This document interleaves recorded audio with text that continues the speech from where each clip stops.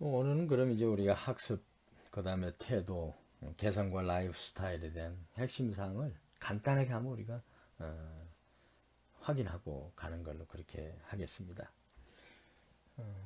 사실 학습의 의, 그건 이제 뭐냐면 학습이라는 것은요, 경험에 의해서 일어나는 어떤 비교적 영속적인 행동의 변화를 학습이라고 합니다. 그러니까 행동의 변화가 와야 학습이라는 거예요. 그래서 동기가 있어야 됩니다. 첫째, 동기. 그래야 관심을 갖게 되는 거고, 주의하게 되고, 집중하게 되고, 노출이 됐을 때, 그렇지 않습니까? 그러니까 주의하고, 주의가 안 되면 노출되면 아무 의미가 없는 거 아닙니까? 그리고 나서 이제 그게 이해가 돼야 되는 거, 단계까지 와서 이제 저장이 되는 거죠. 그래서 동기가 첫째 중요합니다. 동기. 그 무수히 많은 자극 중에서 내가 받아들이겠다 하는 그런 동기. 그 다음에 이제 지각된 경험. 지각된 경험이라는 건 우리가 자극이 이제 감각기관을 통해서 노출이 되면 주의하고 이해하고 그 다음에 이제 태도로 가기 전 과정까지의 지각 과정 있지 않습니까? 지각된 경험이 있어야 되는 겁니다. 그 다음에 이제 뭐냐? 반복이 수행이 돼야 되는 거죠. 이 세 가지 요소가 결합된 결과가 바로 학습이라고 우리가 한다. 그래서 우리가 학습하면 공부로 흔히 생각해요. 공부. 공부는 학습에 있어서 거의 큰 범위를 차지하지 않아요. 사실은. 학습이라고 하는 건 부모로부터 받은, 태어나면서부터 유전적인 것도 있을 수 있겠죠. 부모로 받은, 가족으로 받은, 그 다음에 내 친구, 동료 간에 받은, 그 다음에 이제 학교를 통한 공식 조직을 통해서 받는 것, 그다음 내 스스로 또 찾아내는 것, 이 모든 게 다 학습으로 여러분들이 보시면 됩니다. 학습 이론을 보면은 그 행동적 접근하고 이제 인지적 접근이 있어요. 행동적 접근은 뭐냐면 아주 고전적인 거죠. 뭔가 자극이 오면 그걸 내가 반응하는 거, 그 과정이 어떻느냐, 그 학습이 어떻게 그게 연결되느냐 하는 걸 연구하는 게 이제 행동적 접근이죠. 거기에 대표적인 고전적 조건하고 수단적 조건화가 있죠. 그 다음에 이제 인지적 접근이 이제 지식 변화를 반영하는 거죠. 어떤 정보를 통해서 그 정보를 머릿속에 인지해 가지고 그게 이제 행동의 변화를 추구하는 인지적 접근이죠. 인지적 접근은 아주 복잡한 지적 과정을 탐구를 해요. 그냥 복잡한 과정을 거친다 이거죠. 그 다음 그 이론 자체가 명료하게 이거다 하고 드러난 게 사실은 없어요.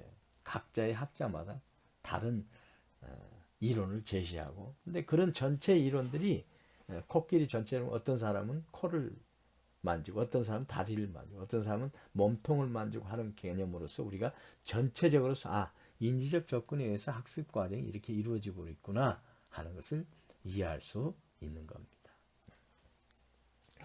고전적 조건화 중요한 개념입니다. 이건 이제 자극과 반응의 연상을 통해서 하나의 행위 패턴으로 발전시키는 거죠. 그래서 이제 반응적 조건화 또는 파블로프 조건화라고도 한다. 그래서 조건화, 고전적 조건의 형성 과정을 보면요, 우리는 자극이 뭐냐면 세 가지가 있어요. 첫째, 무조건 자극이 있습니다. 두 번째, 중립 자극이 있습니다. 세 번째가 이제 조건 자극이 있죠. 조건 자극. 근데 기본적으로 무조건 자극과 중립 자극 두 개가 존재하는 거죠. 그건 뭐냐면 우리가 이제 자극이 오면 이 자극을 무조건 반응으로서 받아들이는 게 있다 이거죠. 이게 아주 생리적인 겁니다. 이게. 본능적인 거죠. 배고프면 먹고 싶다. 그럼 먹고 싶은 게 있으면 침을 흘린다. 내 머릿속에서 먹고 싶다 하는 생각이 든다. 음식. 이게 무조건 자극이죠. 여기에 행위가 결과가 뭐냐면 무조건 반응이죠. 무조건 반응. 생리적인 문제는 거의 다 무조건 자극과 무조건 반응에 의해서 우리가 학습이 되고 이해되는 거죠. 이게 그런 게 사실은 엄청 많은 거죠. 우리 생활 속에. 그 다음에 뭐냐 또 중립 자극. 이것은 내한테 직접적인 관련 있는 자극이 아닌데 관련이 있을 수도 없을 수도 있는 거예요. 그러니까 예를 들어서 파블로프가 실험했는데 먹는 거하고 종소리하고 아무 관계 없잖아요. 배고픈 거하고 종소리하고 아무 관계 없지 않습니까? 중립 자극이다 이거. 그런 자극들이 무수히 많다 이거죠. 무수히 많다 이거죠. 근데 이 중립 자극이 음식과 똑같은 개념으로 전환되는 과정이 있더라. 무슨 동기 때문에 그럴까? 연구합니다. 이게 이제 조건 자극이라고 하는 거예요. 조건 자극. 그건 뭐냐면 중립 자극은 무조건 반응이 발생되지 않아요. 중립 자극은. 근데 이 중립 자극이 무조건 자극과 함께 작용할 때, 그러니까 음식과 종소리가 함께 작용할 때 나중에 음식을 무조건 자극을 빼더라도 이 종소리만 갖고도 침을 흘리더라. 그럼 이게 중립자극이 어떤 조건을 만들지 않습니까? 그 조건 자극이라 한다 이거죠. 그때 반응을 뭐냐? 조건 반응이라 한다 이거죠. 이게 조건 반사 이론의 핵심입니다. 그래서 우리는 모든 학습에 있어서 무조건 자극 요소가 있고 중립 자극 요소가 있다. 근데 이걸 학습을 통해서 중립 자극을 조건 자극화해 가지고 반응을 일으키도록 하는 것. 이게 바로 중요한 학습 요소다. 이렇게 보는 거예요. 근데 이건 사실은 동물도 이런 학습 과정에 있어서 고전적 조건화가 이행이 되고 있죠. 그래서 이게 너무 뭐랄까 원초적이고 그렇다 하는 어떤 학자들의 비판도 없지 않아 있었죠. 그래서 이제 조건 자극의 형성 요인은 뭐냐면 이제 무조건 자극의 강도가 중요하죠. 강도. 그 다음에 이제 반복 횟수. 이 반복입니다. 이게. 자극이 반응을 일으키기 위해서는요. 반복이 필요하다 이거죠. 학습도 그래서 반복이 중요하다는 게 이것은 뭐 이론이 없어요. 그 다음에 자극 제시 순서가 어떨까? 예를 들어서 무조건 자극과 조건 자극을 동시에 할까? 아니면 무조건 자극을 먼저 주고 나중에 조건 자극을 줄까? 그 다음에 무조건 자극을 준 다음에 끊고 한참 있다가 조건 자극을 줄까? 아니면 중립 자극을 준 다음에 그 다음에 끊고 무조건 자극을 줄까? 뭐 이런 여러 가지가 있죠. 근데 파블로프는 지연 조건화가 가장 좋다. 그게 뭐냐면 이제 무조건 자극을 먼저 주고 그 다음에 이제 중립 자극을 준다. 그랬을 때 무조건 자극을 어느 순간에 끊어도 이 중립 자극만 가지고 이게 조건 자극이 돼가지고 반응을 일으킨다. 이렇게 얘기를 했어요. 제가 아주 굉장히 심도 있게 여러분들은 설명했기 때문에 더 이상 설명을 하지 않겠습니다. 근데 이제 고전적 조건의 현상을 우리가 또 공부를 해야 돼요. 첫째, 소멸이 돼, 이게. 시간이 되면서. 어떤 특정 이유에 의해서. 그렇잖아요.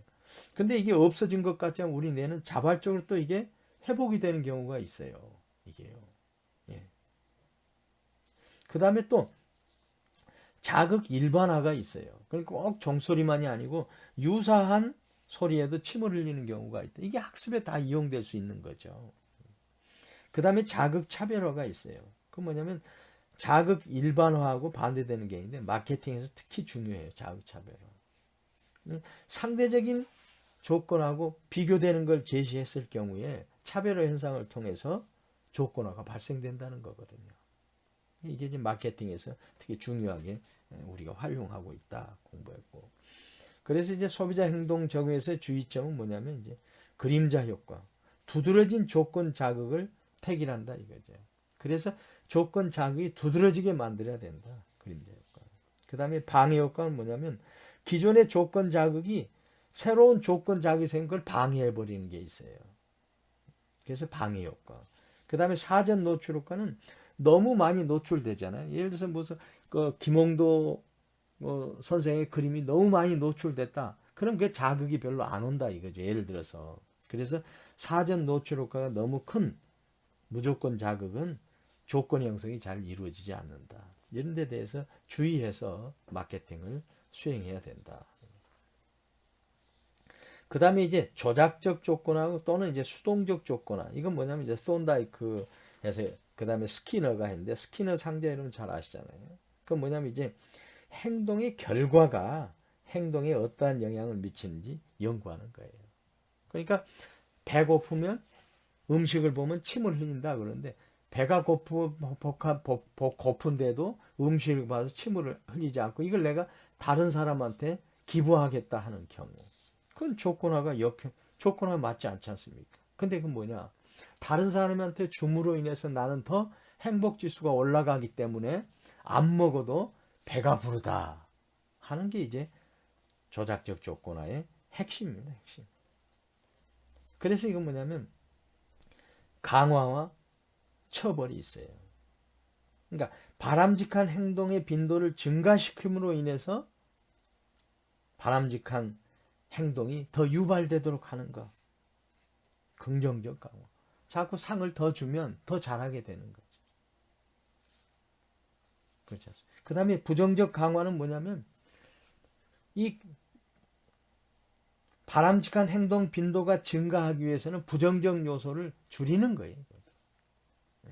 예를 들어서 스키너의 상자에서 보면은 뭔가 종을 울렸을 때 자극을 줬을 때 이 자극이 이제 아픔을 준 이걸 눌렀을 때 나한테 아픔이 온다. 그러면 안 누르게 되지 않습니까? 그럼 그런 행위를 줄이면 더 누르게 되지 않습니까? 그런 게 이제 부정적 강화. 처벌은 이제 바람직하지 않는 행동의 빈도를 감소하는 거죠. 긍정적 처벌하고 부정적. 담배 피우는 광고를 계속할 경우에는 긍정적 처벌로 인해서 바람직하지 않은 행동을 줄일 수가 있는 거죠. 예를 들어서. 그래서 이런 강화와 처벌을 통해서 조작적 조건화로서 반응이 일어난다 하는 겁니다. 그 다음에 이제 대리학습이 있죠. 대리학습은 이제 관찰학습을 통해서 행동을 창출하는 겁니다. 그래서 행동을 억제할 수도 있고 행동을 촉진할 수도 있다. 모델링 이론, 뭔가 모방이라든가 다른 사람을 통해서 내가 배울 수 있는 것, 그 모델을 통해서 내가 학습하는 것, 이게 대리학습이다. 그래서 이제 학습에 있어서의 우리는 이제 인지적 접근에 있어서는 굉장히 복잡하기 때문에 그건 우리 학습에서 많은 것을 배제시키고 이런 기본적인 행동적 접근을 통해서 마케팅 요소에서 찾을 점이 있다 해가지고 공부한 게 이제 기본적인 조건과 반응에 의한 고전적 조건화. 그 다음에 행동의 결과가 행동에 어떤 영향을 미친가에 따라서 하는 이제 조작적 또는 수동적 조건화. 그 다음에 이제 대리학습, 관찰 효과. 대리학습은 이건 사실은 인지적 접근하고도 같은 개념으로 우리가 볼 수가 있죠. 그렇게 해서 대리학습, 모델링 이론이 있다. 이런 걸 말씀드렸고요. 그 다음에 이제 태도에 우리가 가서 뭘 공부했습니까? 태도의 정의 했죠. 태도는 뭐냐면 어떤 특정 대상, 이게 이제 마케팅에서 상품이라 그러면 그 상품에 대해서 일관성 있게 이건 좋다, 나쁘다 하는 반응하는 학습된 어떤 선유 경향, 선입견이다. 이게 태도다. 우리가 무슨 브랜드를 보면은 좋다, 나쁘다 하는 생각이 들지 않습니까? 이게 태도가 형성된 거예요. 그러니까 태도는 어떻게 형성됐느냐? 호의적, 비호적이 왜 나왔느냐? 바로 학습을 통해서 이루어진 거예요. 지각 과정에 거친 최종 종착지인 학습을 통해서 그 결과가 태도로서 나타난다 이거죠. 그러니까 모든 직간접 경험의 총체의 결과로서 나타나는 나의 심리적인 호의적, 비호의적 반응, 이게 바로 태도로 여러분들이 보시면 된다. 그래서 이제 태도의 기능은 카츠가 그랬죠. 실용적 기능이 있고, 그 다음에 이제 가치 표현적 기능. 이건 내가 이용하면은 내가 가치가 올라가겠네. 자방어적 기능. 내 자신의 방어 기능으로서 태도가 나타나고, 그 다음에 지식 기능. 준거 체계나 기준을 제공하는 지식 기능을 통해서 이 태도 기능이 나타난다. 그 다음에 태도의 구조는 우리가 삼원론적 관점이 가장 일반화되어 있죠. 뭐냐면 인지적인 요소, 그 다음에 감정적 요소, 그 다음에 행동적 요소가 이 태도의 구조다. 이렇게 됐죠. 근데 이론론적 관점은 감정만이 중요하다. 좋다 나쁘다가 태도지. 나머지 인지적인 것, 그 다음에 행동적에서 별도 항목으로 나눠서 우리가 생각해야 된다 하는 게 이론론적이고, 그 다음에 ABC 모형은 affect, A. 감정이죠, 감정. behavior, 이게 행동이죠, 행동. conation, 이게 인지죠, 인지. 그래서 ABC 모형.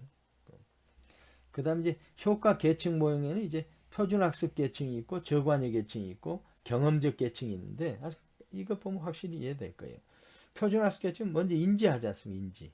학습을 통해서 인지. 그리고 나서 이제 감정이 생기지 않습니까? 그리고서 이제 행동으로 옮기잖아요. 좋다 나쁘다 행동으로. 이게 이제 표준학습 계층입니다. 이게. 근데 저관여 계층은, 관여가 낮은 것은 인지는 해요. 근데 이거 좋다 나쁘다 하고 바로 행동에 질러버려요. 이게. 그리고 나서 이게 좋아하네 나쁘냐 하는 게 이제 저관여 계층이죠. 그 다음에 이런 건 이제 사실 이제 편의적 제품이라든가 편의적 상품이다 이런 데 많이 적용되는 거죠.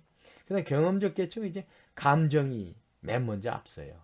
그리고 나서 행동해요. 그 다음에 인지해요. 이게 이제 뭐냐면 이제 뭐 유명 가수의 무슨 뭐 공연장을 간다든가 뭐 이럴 경우에 이제 경험적 계층이라고 우리가 얘기를 하죠. 그 다음에 태도 모형 및 측정에 있어서 이제 다속성 태도 모형, 피시바인 모형인데 속성이 이제 신념을 만들고 신념이 평가를 이루게 된다. 다속성. 그러니까 속성 여러 가지를 가지고 그게 태도를 만든다는 겁니다. 이게 일정 부분 그것도 맞을 수 있죠. 근데 이러다 보니까 뭐 속성만 이렇게 중요하냐? 그렇지 않은 경우도 있더라. 그게 이제 태도 모형, 태도 행동의 의도, 태도 행동 의도 모형에 있어서 이제 피시바인 학장 모형 해가지고 행동에 대한 태도를 측정합니다. 거기는 이제 주관적 규범이 있고 그 다음에 행동 의도를 통해서 행동을 측정한다. 그러니까 그런 꼭 속성만이 태도를 결정하는 게 아니더라.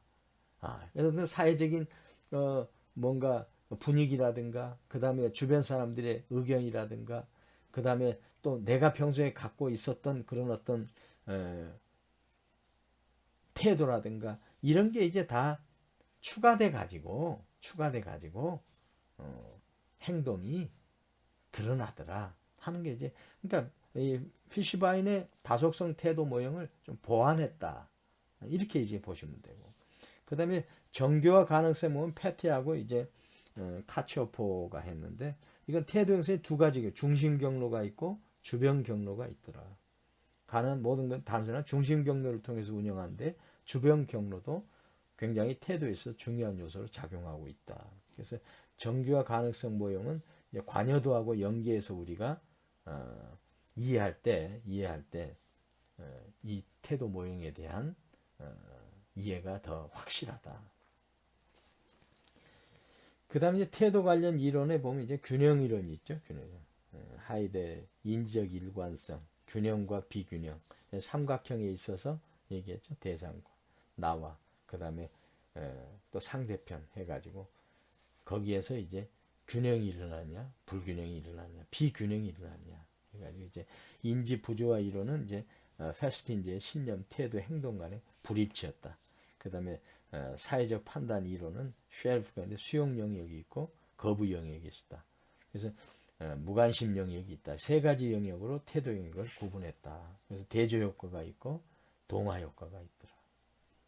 그러니까 내가 갖고 있는 태도하고 가까우면은 동화하려고 하고, 그 다음에 내가 갖고 있는 태도하고 좀 배치된다 그럴 때는 그냥 버리려고 하는 그런 대조 효과가 있다. 그 다음에 이제 개성과 라이프 스타일, 개성은 이제 우리 참 개성 있는 사람이야 하잖아요. 뭐 성격과도 연관되고, 그렇지 않습니까? 인성과도 연관, 다 연관된다. 사회적 부분에서 판단이 이제 개성이다. 이렇게 환경적 상황에 대응해서 일관되게 반응하는 개인의 내적 속성을 개성이라고 한다. 근데 거기에는 개인차가 있다. 그렇죠? 가능한 일관성을 유지하려고 한다. 근데 이게 변화가 가능하다. 꼭 개성은 죽을 때까지 다 갖고 가는 게 아니다. 물론 대부분 그 개성을 변화시키기가 힘들지만 변화 가능성이 분명히 있다. 그래서 마케팅 하는 사람들은 이는 변화 가능성에 유념해 가지고 마케팅 포인트를 잡아야 된다. 그 다음에 개성 이론도 정신분석 이론이죠. 프로이드. 이드가 있고 원초, 슈퍼 이고 초자가 있고 이고 자가 있죠. 그래서 이것을 정신분석 이론으로 해서 개성을 평가하고 사회적 이론은 이제 허니 외에 여러 사람들이 정신분석 이론을 기초로 하되 어떤 진일보된 그런 어떤 변수를 더 넣어가지고 계산한 거죠. 수능 지향성, 공격 지향성, 고립 지향성의 어떤 개성이 있다. 그래서 분류를 했죠. 그 다음에 특성 이론이 있습니다. 세 번째. 특성 이론은 뭐냐면 모레이, EPP에서는 에드워즈 퍼스널 프레퍼런스 스케줄인데 어떤 독특성의 욕구가 있고 자기 감시 욕구가 있고 외향성 욕구가 있고 인지 욕구가 있고 인지 종결 욕구가 있다. 그래서 이제 이걸 세분화해서 이제 뭔가 가능한 한 정량적인 표현으로 하려고 이렇게 특성 이론을 만들었다. 그 다음에 자아 개념 이론은 누콤이었죠. 자아 개념이란 뭐냐면 사회적으로 결정된 중거 체계에 따라 자신에 대해 갖는 지각, 자아 개념. 내 자아 개념 속에서 태도가 형성이 된다 이거죠. 그래서 이런 마케팅에서는 이런 정신분석 이론이라든가 사회적 이론이라든가 특성 이론, 그 다음에 자아 개념 이론 등을 함께 포괄시켜서 마케팅의 필요점을 찾아야 된다. 그래서 우리가 이제 개성과 라이프 스타일을 또 배우게 된 거죠. 마케팅에 있어서 개성과 라이프 스타일도 굉장히 중요한 요소의 하나니까요.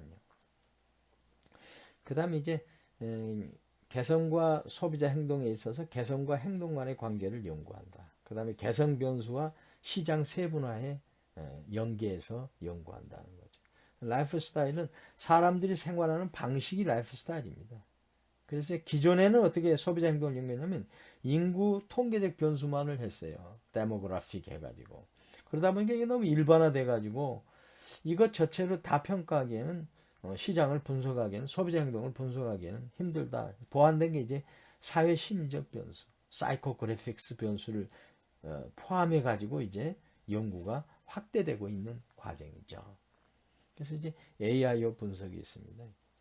행동, 액티비티, 관심, 그 다음에 의사, 의견 해가지고 AIO 분석이 있었고, 그 다음에 이제 발스 프로그램이 있었고, 여기에서 한번 진입은 게 발스 세컨드가 있었고, 그래서 이제 시장 세분화라든가 상품 표시나 광고 전략이라든가 매체 선정에 있어서 이걸 활용을 했죠. 예를 들어서 뭐 플레이보이즈라든가 뭐 리더스 다이제스트에 있어서 이 분석을 통해서 AIO 분석이라든가 발스2 분석을 통해서 이 매체를 선정하는데 활용했다 하는 거 우리가 공부했죠. 그래서 오늘 간단하게 학습과 태도, 그 다음에 개성과 라이프 스타일에 대해서 한번 여러분하고 한번 생각을 해봤습니다.